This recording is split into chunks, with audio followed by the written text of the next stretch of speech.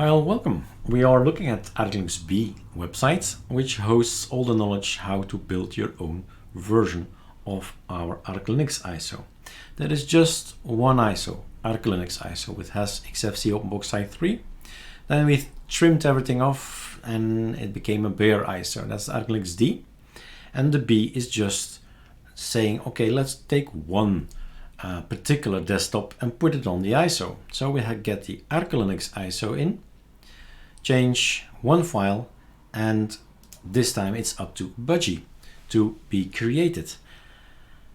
The thing is, the only thing you need to know, it's actually super simple. You can, of course, copy paste, that's no problem. You go to the desktop, for instance, on ArcoLinux or on ArcoLinux, both of them will work. Open a terminal, Ctrl-Shift-V in most terminals is going to work. What you do is you git clone something, you get something from the internet, and the thing you get of your need is just this one and that one. Either you say, I'm loving the elements we put on the ISO, so these are all the Lego blocks we use, all the packages we use, but at some point in time you'd say, I have never ever used some kind of application like Melt, for instance, here, and all you need to do is say, okay, let's get rid of that particular application. So it's not on the ISO, meaning it's not on my future system that I'm going to install. But Praga is something I use all the time, so I'm going to put Praga in. Next time I build an ISO, Praga is going to be on there, and I'll have the system just the way I want it. So that's the point. Edit the file or do not edit the file. It's freedom of choice, but that's why it's there, to build. You go to the installation scripts and there are two choices. This one is going to clean out the var cache pacman packages. So if this is the first build ever, you're gonna run number 30 just to make sure that everything is clean out, so this is gone. And otherwise, if it's the second build of the same Arco Budgie in this example, then you are revisiting probably the packages. Oh, no, I do need this, I do need that. I'm gonna re-edit, I'm gonna rebuild.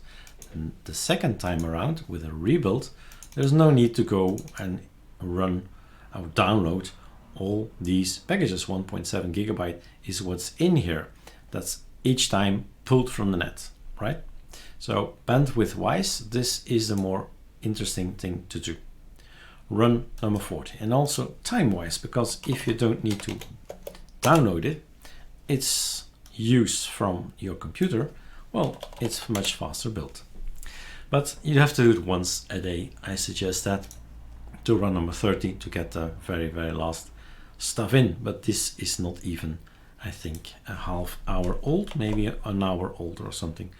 I guess we can't see this because it has the date modified here. Anyway, we are building, and now we can walk away, get a coffee or have dinner and come back and you'll have an ISO. Let's pause the video here. And at some point in time, you see the result. 1.9 gig ArcoLinuxB Budgie 2020, February number 12 in version. The number comes from the ArcoLinux ISO. It keeps following the basic ISO where everything is derived from. What you have to do is go to your home directory and have a look at folders. ArcoLinuxB out is there, ArcoLinux out is there, and ArcoLinuxD. Since this is a B ISO, it's gonna be in here. We've been building quite a bit already, and this is our Budgie. It will contain also a package list, which is handy for comparing maybe to see what's on the ISO and what versions on the ISO and so on. And the checksums you can supply or can give users. So that's it for me. We've built ArcoLinuxB Budgie. I'm going to install it in VirtualBox, have a nice image for the website, and there it is. We have built our own ArcoLinuxB Budgie. Enjoy.